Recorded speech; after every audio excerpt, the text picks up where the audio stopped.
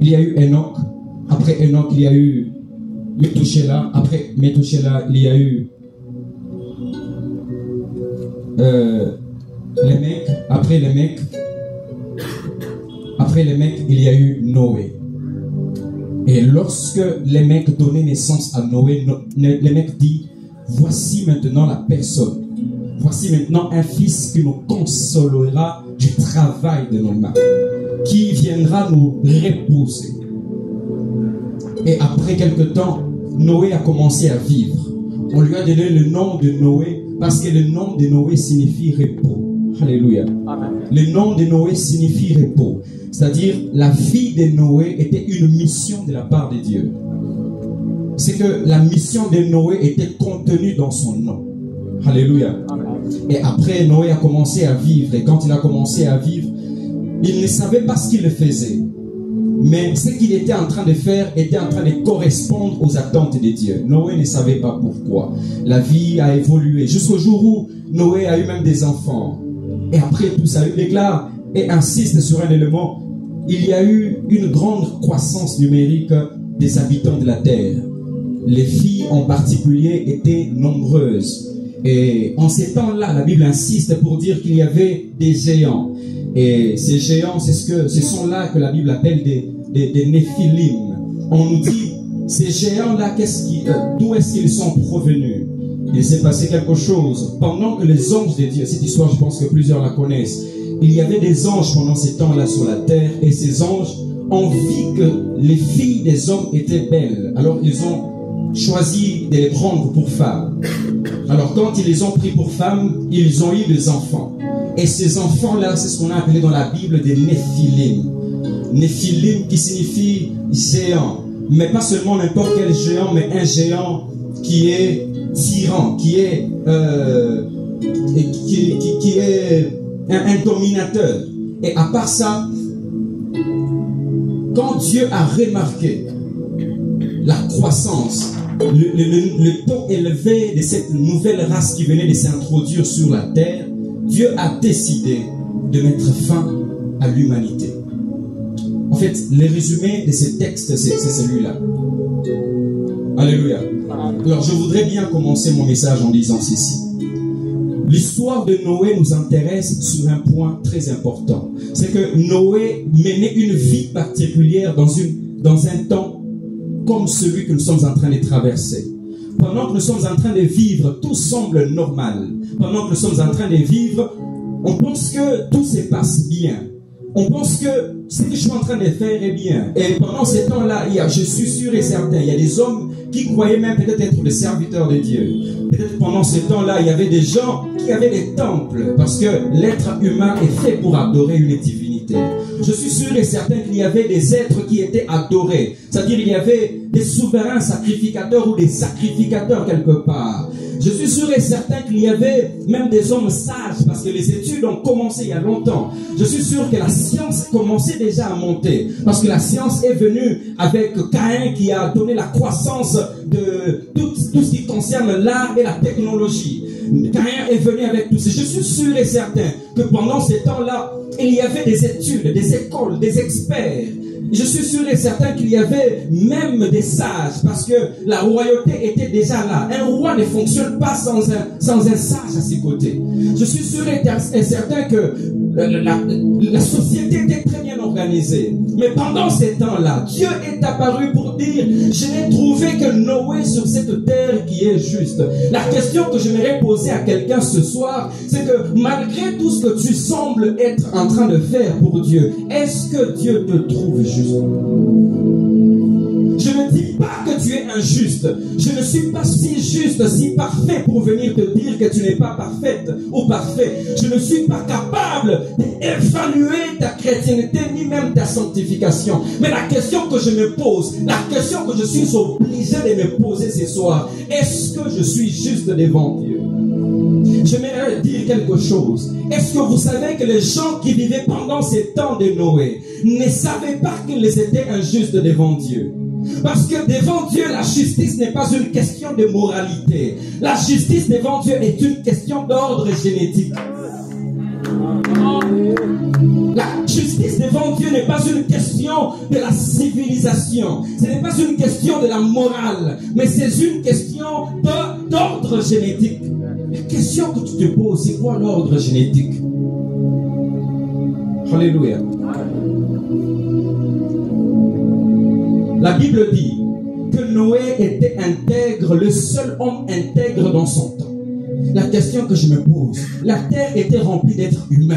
Comment peut-il trouver seulement un seul qui soit intègre? Je suis allé vérifier dans quelques recherches que j'ai fait sur les origines du mot intègre. J'ai compris que le mot intègre, c'est un mot hébreu. Je vous épargne de ces histoires. Mais les mots intègre en hébreu donnent le sens de génétiquement pur. C'est que Noé, c'était le seul être qui avait un ADN qui était normal, qui n'était pas modifié. Au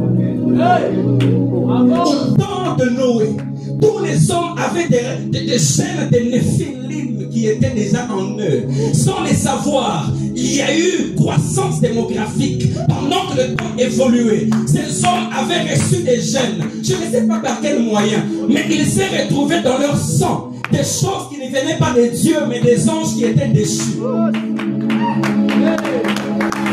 C'est ce qui s'est passé. Et quand Dieu regardait à la justice et à l'intégrité, Dieu ne voyait pas quelqu'un qui n'insulte pas quelqu'un. Dieu ne voyait pas quelqu'un qui est en train de faire n'importe quoi, mais Dieu voyait les gènes.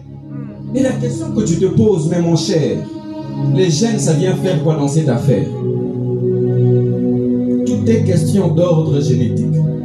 Dis avec moi la génétique spirituelle. La génétique spirituelle. Est-ce que vous savez que ça existe? La génétique spirituelle. Si vous lisez dans le livre de Éphésiens chapitre 2 au verset 8, il est écrit ceci. Or c'est par la grâce que nous sommes sauvés au moyen de la foi. C'est par la grâce que nous sommes sauvés, mais au moyen de la foi. C'est-à-dire, sans la grâce, sans la foi, la grâce ne peut rien. Sans la foi, la grâce ne peut rien. La question que tu te poses, comment on peut avoir la foi? Parce que la foi, ce n'est pas une racine qui naît de l'intérieur vers l'extérieur. La foi, c'est une racine qui sort de l'extérieur vers l'intérieur. La foi, ce n'est pas une racine qui pousse au-dedans de nous. C'est une racine qu'on reçoit au-dedans de nous. Parce que la Bible est en train de me dire, la foi vient de ce qu'on entend. Et ce qu'on entend vient de la parole de Christ. Comment es-tu né? On n'est né pas par la chair. On n'est né pas de son père et de sa mère. On naît par la foi. Ce qui fait de toi enfant de Dieu, ce qui fait de toi Noé, c'est la foi que tu as reçue de Christ. Ça signifie ceci. Christ est le seul qui peut libérer la parole de foi dans ton cœur. Et quand tu reçois cette parole, même si qui que tu sois, cette parole crée la foi au-dedans de toi. Et cette foi, c'est celle-là qui fait de toi un enfant de Dieu. Prédicateur, j'ai la foi. Je ne parle pas de cette foi. Je sais que tu as la foi. Je sais que tu peux nous guérir. Mais je ne parle pas de la foi pour guérir. Parce que si c'était pour la foi qui guérit, Jésus n'allait pas dire: quand je reviendrai, est-ce que je trouverai encore la foi? Écoutez ce qui se passe. Dans ces temps-là, tous les hommes qui avaient ces gènes, Dieu les a repoussés. Parce que génétiquement, ils n'étaient pas purs. Aussi dans cette génération, je dois vous annoncer ce qui se passe spirituellement. Parce que tout est question d'une génération. Si on n'a pas voulu être dans une église, c'est parce que cette affaire concerne une génération et non une église. Ce n'est pas une affaire d'ordre dénominationnel. C'est une affaire d'ordre générationnel. Nous sommes une génération que le diable est sur le point d'utiliser pour son compte. Alléluia. Amen. Alléluia. Amen. Je voudrais bien transmettre mon message parce que c'est pour cela que je suis venu. Alléluia. Amen. La manière dont tu es né spirituellement détermine si tes gènes sont purs ou pas. Nous sommes dans une génération, malheureusement, où je peux naître à partir d'une prophétie. Nous sommes dans une génération où je peux naître à partir d'un miracle que j'ai vu. Mais la Bible dit que c'est la foi vient de ce qu'on entend. La foi vient, je répète, la foi vient de ce qu'on entend et non ce qu'on voit. J'insiste. Peu importe le nombre de miracles que tu peux voir, si tu n'as pas écouté la parole pour qu'elle crée en toi la foi en Christ, il est possible que tu sois né à partir d'une mauvaise base. Alléluia. Alléluia. Je ne suis pas en train de dire non, il faut redonner ma vie au Seigneur. Non. Tu vas comprendre mon message. Pendant que ces gens étaient en train de naître, ils ne savaient pas. Vous vous imaginez, il y a 5 ans, 6 ans, tu es né, tu ne sais pas ce qui s'est passé pour que tu sois humain. Tu ne comprends pas ce qui se passe autour de toi. Et quand Dieu décide de tuer tout le monde, tu dis, mais Dieu, tu es injuste. Pourquoi est-ce que tu me prends comme ça? Ce qu'ils ne savaient pas, c'est qu'en dedans d'eux, il y avait des gènes qui ne venaient pas de Dieu. Dans cette génération, il y a une maladie. Et cette maladie, c'est que Christ n'est plus prêché. On est en train de prêcher toute autre chose sauf Jésus. Nous sommes dans une génération où je peux passer 45 minutes sans parler de Jésus et tout le monde va m'acclamer. Nous sommes dans une génération où je me fais un nom, pas pour Jésus, mais pour que les hommes puissent m'acclamer, pour que les hommes puissent me vénérer. Nous sommes dans une génération où on est en train de mélanger la foi avec des choses terrestres, avec des choses humaines. Nous avons commencé à oublier les choses qui sont importantes pour le royaume. Tu n'es pas venu sur la terre pour demeurer sur la terre. Tu es venu sur la terre pour passer et rentrer au ciel. J'aimerais insister parce que nous avons commencé à offrir, non pour remplir le compte du ciel. Nous avons commencé à offrir pour que les pasteurs ne disent pas que ce frère n'offre pas. Nous avons commencé à offrir pour qu'on dise que cet homme de Dieu offre toujours. Regarde bien, si tu es au culte et que tu n'as pas d'argent, ça te gêne. En réalité, la plupart des fois, ça ne te gêne pas parce que tu manques, mais ça te gêne parce que personne ne te verra aller offrir.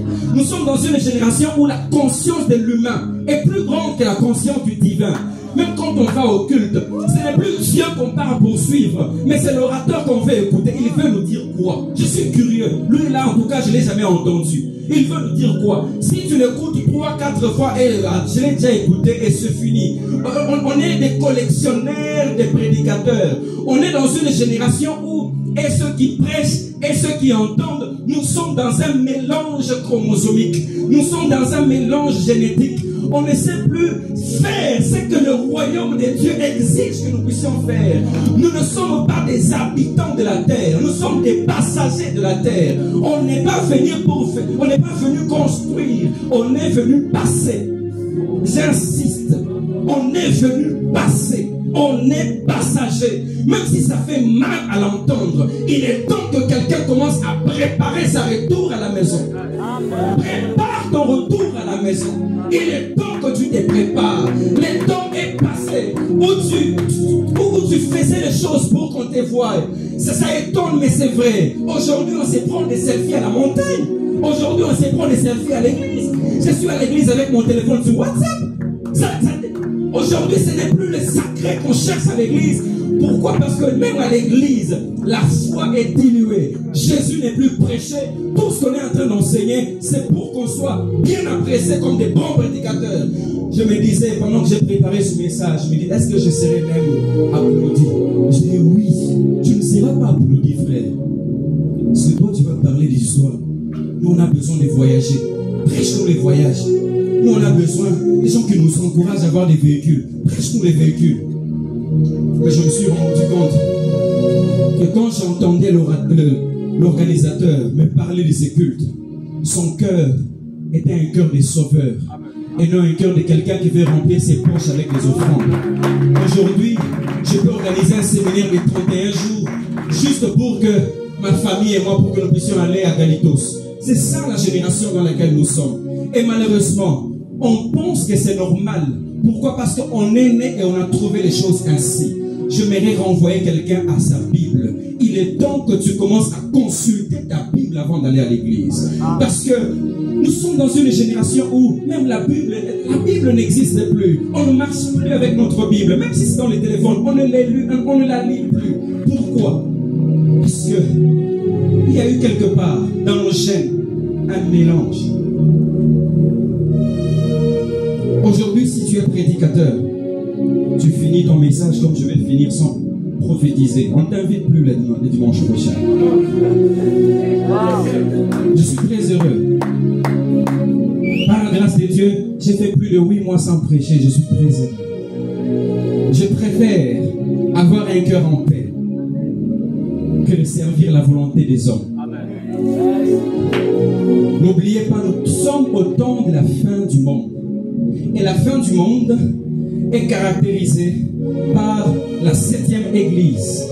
L'église qu'on a appelée dans la Bible, l'église Laodicée. J'ai vérifié, Laodicée signifie quoi? Et on m'a dit que Laodicée signifie la volonté du peuple.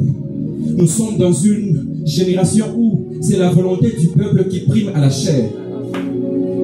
Nous sommes dans une génération où c'est le peuple qui décide qui doit prêcher. Prêche la sainteté dans une église, on te met à part parce que le papa là qui offre beaucoup d'argent, il sera dérangé. Nous sommes dans une génération où c'est le peuple qui choisit son prophète. C'est lui qui me donne des prophéties où je vais vraiment prospérer. Lui, il est le vrai prophète. J'aimerais décevoir quelqu'un. La plupart des prophéties que tu as reçues, vérifie-le. Il faut toujours vérifier. Je ne dis pas que nous sommes dans une génération où que le faux règne, non. Je dis que nous sommes dans une génération où le diable est en train de vouloir entrer dans l'église et de s'installer, de mettre son trône à la chair. J'insiste, à la chair. Il veut prendre le contrôle de la chair et commencer à faire son travail dans la salle. Et c'est ainsi qu'il est en train de pervertir toutes choses. Aujourd'hui, il y a tout ce que vous avez déjà entendu. Je suis sûr que dans la salle, il y a beaucoup d'hommes de Dieu. Mais apparemment, il faut beaucoup de formules pour donner des noms de téléphone, des numéros de téléphone. Je m'excuse. Ça vient de Dieu et ce sont des choses divines. Mais il est possible que vous êtes dans l'erreur en faisant ces choses-là. Nous sommes des enfants de Dieu. La foi ne doit pas être mélangée avec quoi que ce soit. Votre foi, la seule foi que Jésus-Christ est en train de vouloir, c'est la foi qui croit en sa parole et en rien de plus. Je suis sûr et certain que Dieu peut utiliser l'eau, mais ce n'est pas l'eau qui guérit. Je suis sûr et certain que Dieu peut utiliser le mouchoir, mais ce n'est pas le mouchoir qui guérit. Je suis sûr et certain que les talites c'est bien, mais ce n'est pas les talites qui habitent le Saint-Esprit. Je suis sûr et certain que dans le psaume, il y a l'inspiration du Saint-Esprit, mais je ne crois pas que le psaume donne le numéro de téléphone. Je suis sûr et certain qu'il y a de l'huile d'onction qu'on peut mettre dans la main pour notre bénédiction. Le Saint-Esprit peut passer par là. Mais je suis aussi sûr et certain que certains les font par obéissance aux pensées du diable et non à la pensée de Dieu. L'église est en train de vouloir être corrompue. J'insiste. Ce culte est un culte prophétique. Ce n'est pas un culte où on te prêche sur ton véhicule. Vous aurez des véhicules, il faut travailler. Si c'est lui qui travaille, il n'a même pas besoin qu'on lui prophétise. Amen. Il faut travailler. Mais ce que je voudrais dire, c'est que si l'église ne fait pas attention à la chair, nous aurons des prédicateurs en culotte.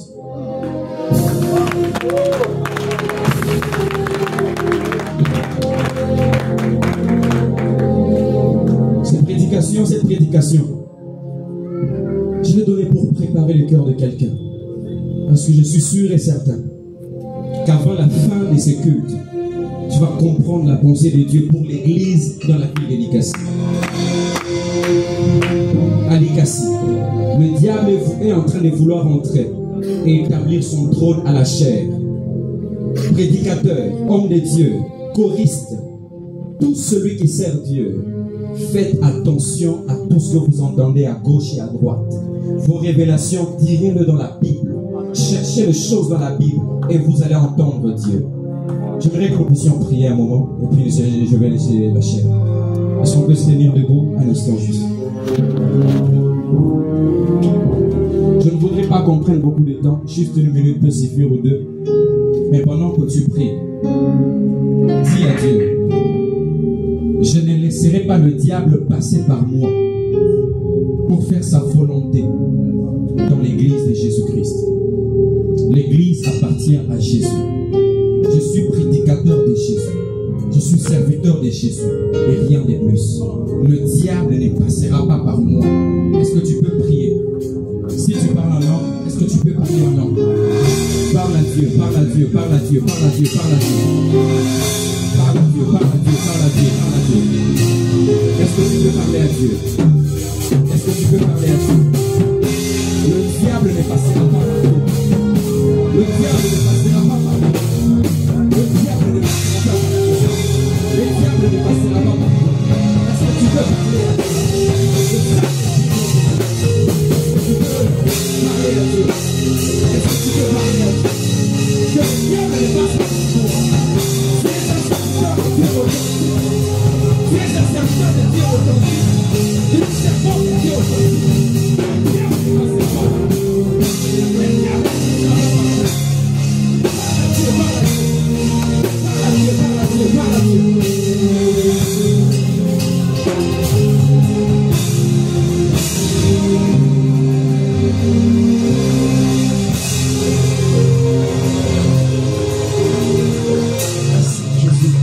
Nous acclamons le Seigneur très fort. Nous acclamons le Seigneur pour ce message.